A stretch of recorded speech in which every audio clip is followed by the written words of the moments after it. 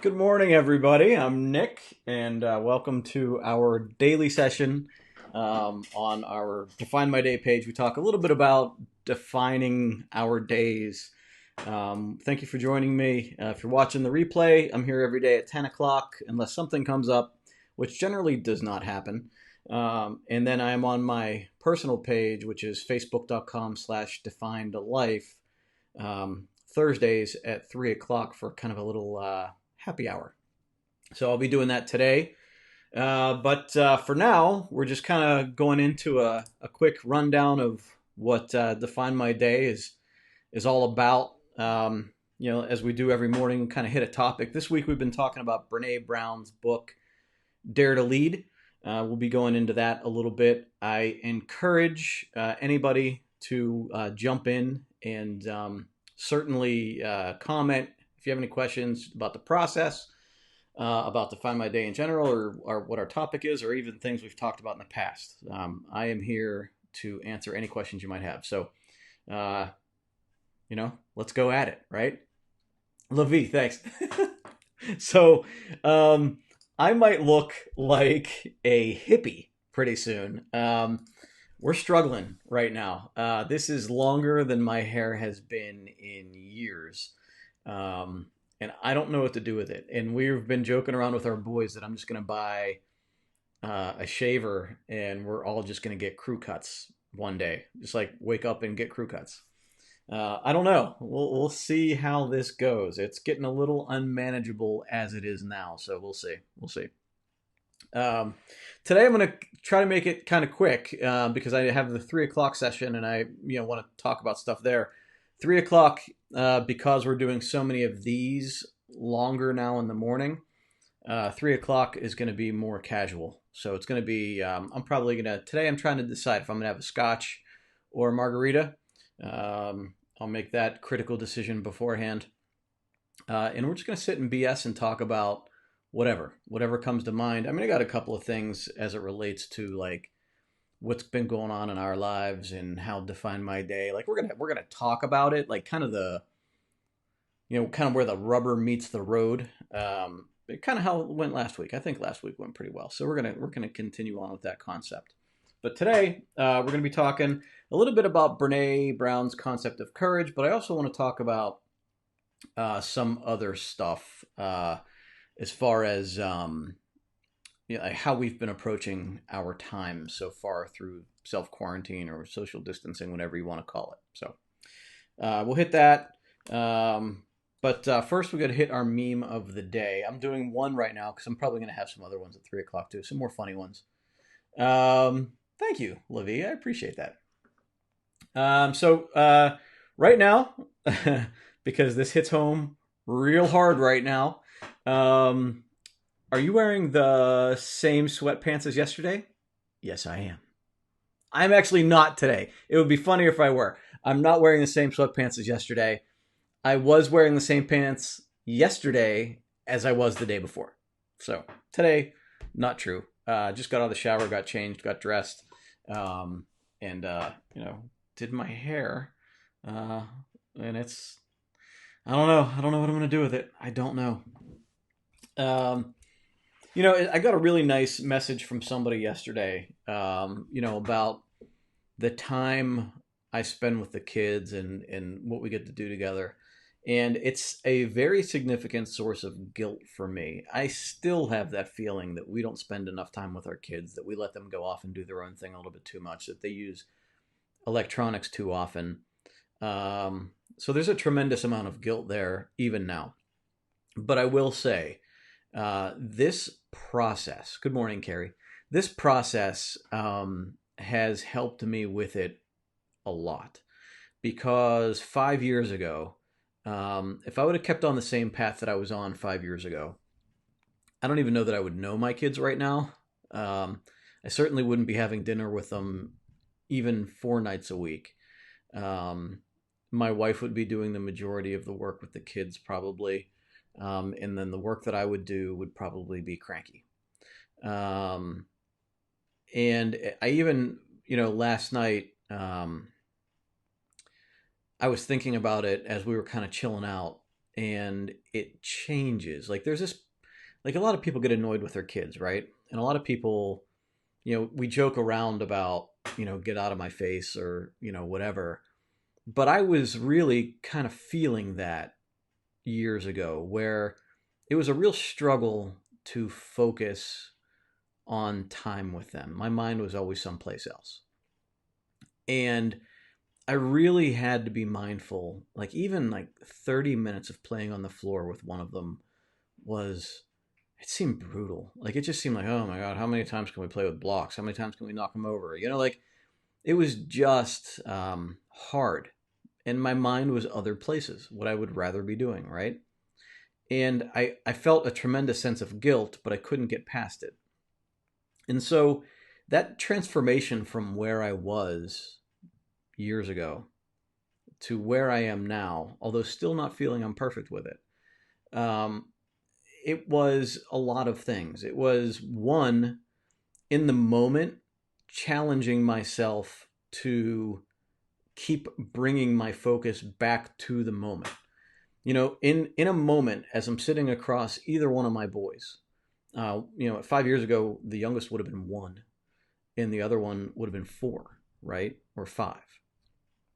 And I would think in that moment, you know, focus, number one, they deserve your attention. Number two would be like, this time is going to go by faster than you think. Number three would have been just one, the actual practice of like moving my mind away from what it kept going to, sort of like what you do during meditation. Like, okay, I'm distracted. Now I'm going to bring it back. I would be, number four, watching the clock to actually give myself like benchmarks so that I could focus on, like almost challenging myself in the same way that you challenge yourself when you're doing like an aerobic activity. Okay, 5 more minutes, 5 more. And I would do that to try to give myself milestones to make it longer. And I even felt bad about doing that because, I felt like I shouldn't have to. And that's the thing with a lot of relationships in general. We feel like it shouldn't be so hard. We feel like that when we try to turn it into a formula, that takes something away from it. But in reality, on a daily basis, when I put in Define My Day, a milestone for me very often is that I will have one date night with my wife this week. Actually in my relationship goals, 2 nights out for dinner is typically a goal that I have in my Define My Day. Because how often do we get through a couple of months and realize that we haven't really even gone out and done anything together, right? So writing it down and making it a goal doesn't make it less worthwhile or less special. It actually does the opposite with the correct perspective. It gives it more value because I am making it an intentional goal in my life that I'm going to spend more time with my wife. And stupid little things, like one of the things that used to be a daily discipline of mine was turning off the shower diverter in the shower in the bathtub, right? Because when she would turn on the shower, she'd hate getting hit on the top of the head with the shower because I never turned it off. Like stupid things like that like create little rifts and problems in relationships. And so that was a daily discipline of mine. And I would frequently at the end of the day be going through my daily discipline list to make sure I checked everything and see that one unchecked. Or I would forget whether I did it or not, and I would have to go run into the bathroom and check it, right? It's stupid little stuff like that. It takes 10 seconds to do it, but those little mindfulness things about relationships are huge, huge. And I don't think, look, Lynn and I are not perfect. We have significant moments, but we wouldn't even be together right now if I hadn't done these little things, like cared enough to do those little things. And especially now, stuck at home, if we hadn't been working on our relationship for the past couple of years, we'd be killing each other right now. We'd be in separate corners of the house, and when we were together, probably screaming at each other. And if we were separated or divorced, I can't even imagine what life looks like right now. I'm living in an apartment while she's here in the house by herself trying to take care of it. And how are groceries happening? Like, would I be suddenly like moving back into the house to help take care of the family? Would I just never see my kids because we're social distancing? Or are we trading them back and forth between houses where we might have separate rules and different, like, I just like the decisions I made years ago using this process, right? Following this process have put me in a place now where I can't imagine being anywhere else. Can it be better? Absolutely. Absolutely. It can be a lot better. And that's okay because I can see the progress that I've already made and know that I can make the other things happen eventually. Right now, it might be taking us off our timeline, right? Right now, it might be taking a lot of things off the timeline or pushing them back on the timeline. But my direction is the same. The direction is exactly the same. And one of the big things on our timeline last year was a new house. And we're supposed to be closing on that house in 8 days. 8 days. And in looking at that happening, we're talking about what the closing looks like right now. Instead of a bunch of people being in the room, instead of popping champagne, instead of it being a joyous thing where we invite people over to our new house and check it out and all this other stuff, instead, it's going to be us leaving our kids in the car, watching them from out the window because they can't come into the settlement office because they can't be like, we can't get anybody to watch them. And so we're going to have somebody like the realtor offered to sit in the car next to them while they sit in the car. And then we go up there by ourselves with masks on, the room sterilized, individual pens for each of us, the seller's in a completely different room, never coming face to face. It's nuts. And so we've been walking around with this excitement, yet like, oh, but the bottom line is our goal, like regardless of how it looks like different than how we intended, our goal for the past year has been above all else a new environment for us, right? A house that we want to live in forever, right? Like this is it. A school district where our kids can get the best education they possibly can. And I'm telling you, years ago, we could never have done this ever. Like we weren't even near this emotionally in a relationship, financially. We just didn't have the ability. Our singular focus, our primary focus for our entire life for the past year has been to put us in a position where we can get the house that we want. And so it's happening in a week, and we can't hire movers. I refuse to hire movers. I'm not going to have anybody touch my stuff. We are going to do it slowly. We can't do it with any type of celebration other than the four of us. We can't really share it with anybody other than through a FaceTime video. But it is what it is. It's still the goal met, right? And that is across the line how I've been handling all of my stuff, right? Relationships, my relationships with my wife and my kids have been a priority for me for years. And believe me, there are many times when in the past couple of years, Lynn and I thought we were done. That it was over. Like this was the last straw. We've both been there, right? But we kept coming back to, no, our goal is not to be separated. Our goal is not to be divorced. Our goal is to be in a nice house with our family together. And that has been our singular focus, with the occasional or very frequent distractions. But it happens. And we have to keep realigning and get on that path. And my relationship with my boys, like sitting with my boys last night, it's hard to imagine that I am the same person who 5 years ago struggled to sit with them for a half an hour or even 10 minutes sometimes. That I'm the same person that could have gone out 4 nights a week, come home and never seen them from the time they woke up until I got home after they went to bed. Whether it was a networking event or going out, whatever, right? That change that it's not that I didn't want kids. It's not that the kids weren't the most important thing in my life. It's that I wasn't aligning my daily actions and focus on what I was saying was important. I was telling myself my kids were important. I was telling myself my wife was important. But my daily actions didn't show it. And so writing them down every day, it sinks in every day. And as you write down your intentions every day, and as you write down your actions every day, you naturally start to change your activities. You don't have to blow it all up and change everything in one day, but you will naturally start to make decisions. When that question comes up, or an email comes in and it says, hey, there's a new networking event this Wednesday night.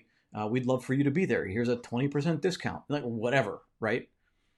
And so now every day I'm writing down what my priorities are, and knowing that my values and my God, I can't even think of the word right now. My affirmations say that family is a priority for me. And so when I have to make that decision, I probably made that decision 10 times to go to the networking event, even having written these down all the time. But eventually, that decision started changing. Well, wait a minute. No, wait. My priority's family. Can I afford to miss this networking event? Am I going to miss a deal? Maybe. But really, if I look back, how many deals have I gotten over the past 10 weeks? Maybe a half of one, like it's still in progress, hasn't really done, whatever. All right, well, maybe I should stay home with my family, right? Maybe instead of going golfing on a Saturday, maybe instead we go to the pool, right? Maybe I don't leave Lynn with the kids at the pool and I go with her or with them and let her stay home, right? Those are decisions that gradually came about because every day I kept bringing my attention back to what was supposed to be important to me, what I thought was important to me, but my actions weren't meeting up with those things. So now, as I sit down last night with my boys and sit with them and think to myself, man, like this time is flying by, right? Even now, this time is flying by, and I'm maximizing my time with my kids. At least I think I am. I still feel guilty once in a while when I'm sitting at my desk too late. But I'm trying to maximize my time with my kids, and I can't get enough of them. And I can't imagine that I am such a different person as I was 4 years ago, 5 years ago. Seems like a long time in a way, but other times, like you look at it in a different perspective, and it's flown by. And in 6 years, my one kid's going to be driving. Crazy. But that's the point of this whole process. It's not to make an immediate change today. You're not going to change your life today.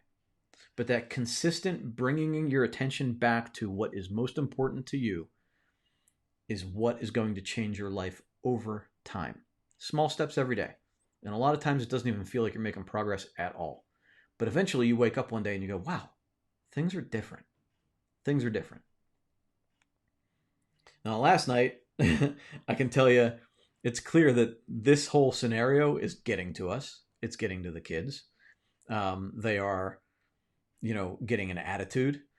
Last night, our oldest Nicholas, he didn't eat a lot for dinner.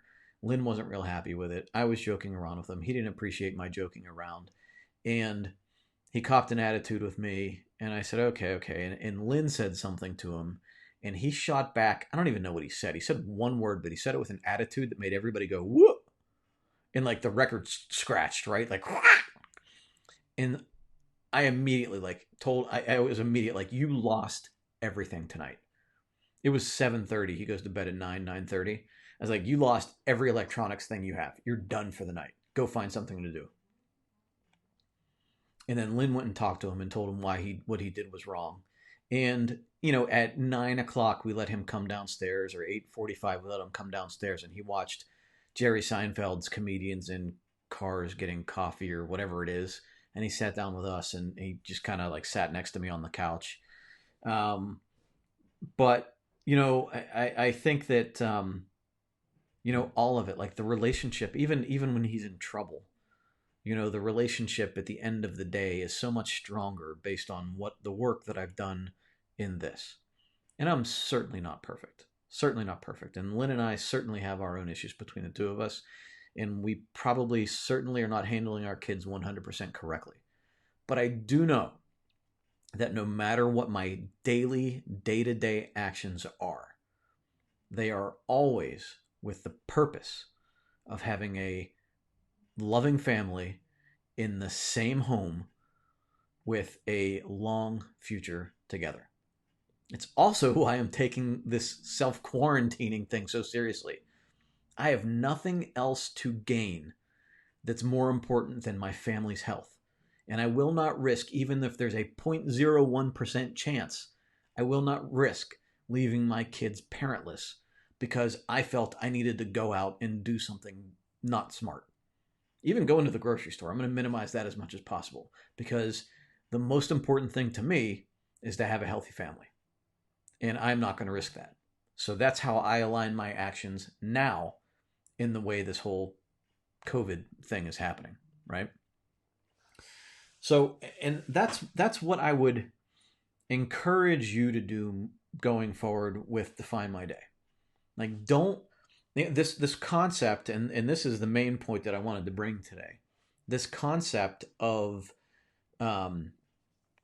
this productivity thing that we talked about the other day, right? Where there's this pressure, this idea, like this toxic productivity, where like now we have all this time, go be productive, go learn things, go speak Chinese, go like all of these things that we think we're gonna do. Like when the reality hit us, we were like, oh man, no way. We're stressed, we're exhausted, we have actually less time because we have things to deal with. One of them being our emotions. So maybe the goal is just to like continue on this path that we have been on and just continue doing the healthy things for us. And so it's going to take courage, to briefly touch on the Brene Brown topic. It's going to be courage to challenge ourselves and courage to have the difficult conversations with the people around us that we love, right? It's going to take a lot of courage to have like a conversation without offloading our emotions, as we talked yesterday, without, to be vulnerable and have the conversations that we should have, to be sensitive to somebody else's emotions, to be empathetic towards somebody else in the experience they're having, including ourselves, right? The courageousness to let certain things go, the courageousness to tell other people, you know what, I can't handle it right now. I got to take a break. Now, on the flip side of that is the paying attention and asking that question, is this good for me? Right? That's not the question isn't on the flip side, but the answer is that sometimes we fool ourselves into thinking that something is good for us when it's really not. It's just us kicking something down the road. It's watching way too much TV, and in the back of our mind, because we're not paying attention to it until it's too late, in the back of our mind, we're getting anxious. We know we're not paying attention to what we should be paying attention to because, and I'm saying should based on our values and our purpose, right? I'm not saying should because somebody else told us we should. I'm saying should based on our value and purpose. Because bringing it back to my story, right? I should be spending more time with my kids. Especially 5 years ago, I should have been spending more time with my kids. I should have been giving them the attention they deserve. And way too often, and we see it all the time on social media, way too often we say, I can't do it anymore, right? I'm done. I did my part for today. And every time I see that, I think, did you? Are you putting it out there because you're just putting it out there to say, I'm done and I'm looking for support from everybody else that's saying you're done. Okay, good for you. You're done. I'm done too. Right? What story are you trying to tell yourself that in the back of your mind is causing stress and causing, this inauthentic feeling, like you didn't do well enough for yourself or for your kids or for anybody that you feel like you should be doing better for? if you feel that you should be doing more, if you're not, and that's based on your values and purpose, right? I'm not saying do it as a show to anybody else. I'm not saying engage in toxic relationships. I'm not saying do anything out of obligation to somebody else. I'm saying that if you feel like you should be doing something as it's aligned with your values, then not doing it is only going to make you feel worse. So pay attention to the end result of whatever you're doing. Because while I encourage, and I have been encouraging, a lot of people to take more breaks, to distract yourself more often, to pay attention to your emotions and your stress levels, and take care of that, you also have to be aware of overdoing any of it. So you don't want to overwork, but you also don't want to over-relax. Because in the end, we have to deal with and be satisfied with the person that comes out on the other side of this. Whether that's literally walking out the door for the first time or coming out of the emotional trauma, whatever it is, you have to be satisfied with that person. And I think it's a very big disservice to ourselves to try to fool ourselves through toxic support, a lot of times that comes online. Toxic support systems that say you're perfectly fine the way you are. And you are. But that you don't have to do anything. We all have to continue to grow. And we all have to make sure that we're aligning our actions with where we want to go. Because I could have very easily 5 years ago bought into, you know what? I am a hardworking dad. I'm working 12 to 14 hours a day. I give my kids a home. I give them everything they need. They have healthcare. They have food. They have, parents that love them. I do spend time with them, right? I do spend time with them whenever I can. I could have said all of those things. But yet, in 5 years, if they would have been on the wrong path, if they would have hated me for not spending enough time with them, and I could have made all the excuses in the world, but in the back of my mind, and maybe, hopefully not buried too deep, but in the back of my mind, I would have known, like, yep, you could have done things a little bit differently and this wouldn't have happened this way, right? I gave myself all the excuses in the world. But yet, if the result sucks because of the decisions I made, that's my responsibility. And when we don't take the time on a daily basis to pay attention to the decisions we're making, the little decisions we're making, the 15 minutes on the floor playing with blocks with my kid, that little 15-minute decision adds up every day. That decision to put down the Oreos in the shopping cart was a decision that's added up for me every day.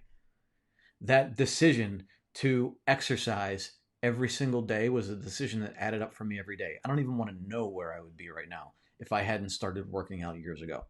I'm still not in the greatest shape of my life. I'm not happy with where I'm at, but I can't imagine how bad I would be right now if I had not made the daily decision to do certain things. So today and every day, I encourage you to absolutely pay attention to the daily decisions you're making. Because if you read Atomic Habits, the one thing he says in Atomic Habits is that every decision is a vote for who you want to be and who you're becoming.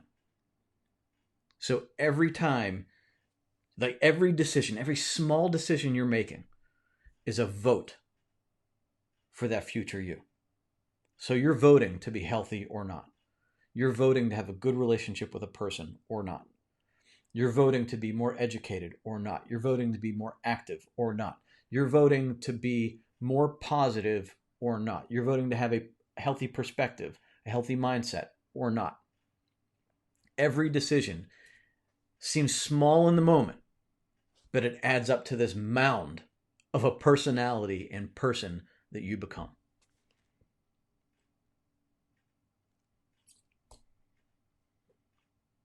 So that's it. All right, let me go into the comments because I see a lot of comments here. Carrie, good morning. If I didn't say it already, Lori, good morning. Becky, time is precious and beautiful. And the older you get, unfortunately, the older you get, the more you realize it. I wasted way too much time. And there are times in my young life that I even questioned whether I wanted to go on. And now, man, how dumb was I? And how bad was my mindset that I just, oh my God, I can't, I get so angry at myself and the people around me at that time that let me get into that place. It's terrible, terrible. Jackie, good morning. Each day gets a little easier. It does. It does. Levi, thank you for explaining that part of the journal and process that makes sense. Thank you. I appreciate that. It's funny because some of it with this process I feel is almost self-explanatory, but then I realized like it's the finer points that make the difference. And hammering that home a lot of times um, is not what I do, but maybe sometimes I should be. And this is one of those things where it just occurred to me as I read that message I got yesterday, and as I'm sitting with my boys. It's those little decisions every day that turn this into where we are at now and where we are going. Good morning, Angel. Good morning from Arizona. Congratulations in the house for you and your family. I appreciate that, Emmy. Thank you. We are excited. And I'll talk about that a little bit tonight at the 3 o'clock session, and kind of go through like the feelings we're having, and like even like a little bit about this house. I actually had a teletherapy appointment, telehealth appointment yesterday with my therapist, and he asked me about it. And there's a point that he brought up that I wanted to talk about. Levi says that you created solutions and possibilities instead of just giving up, pointing blame, and not taking personal responsibility for your part. Define My Day is such a wonderful tool for so many reasons. Yes, yes, and that's exactly why we started doing this, because I knew I needed a map, and I just sort of created my own map, and that's what you're doing with it too. Like this is the triptych, right? This is if anybody remembers triptychs, this is the triptych, but you're drawing your own map on each page. So it's just, it's a very personal experience for everybody. Blessings from Orange Park, Florida. Thank you very much, Suzanne. It's Holy Thursday. Good morning, Deborah. Lori, wow, I needed to hear this today. You're putting a lot of things in perspective for me. Thank you. You're welcome. And thank you for the feedback. It's funny. I need the feedback as much as you guys might need the some of the ideas we come up with, because I always struggle with, what's important to say, or where do people need to hear things. And a lot of times, we don't know what we need until we get it. It's kind of like how Steve Jobs came up with a lot of the Apple products. But, I don't always know exactly what to say a lot of times until I start interacting with everyone, and realize like, okay, so this is something that can be tweaked a little bit, and this is something that we need to address. So these sessions are amazing for me to teach me kind of where we need to go. As valuable, probably more valuable to me than they are to you, I think. So I appreciate you. Thank you. Helen, what you needed to hear today? Good, I'm glad. Thank you very much. I'm going to wrap it up early today because we have that 3 p.m. this afternoon. I welcome you to join me. I will have a drink in hand. It's my happy hour. It's my day to unwind a little bit early. I'm very much looking forward to it. We're going to talk about kind of like the goal of us getting a house, how I looked at this house, and why it is such a toxic environment for me. We're also going to talk a little bit about the holidays.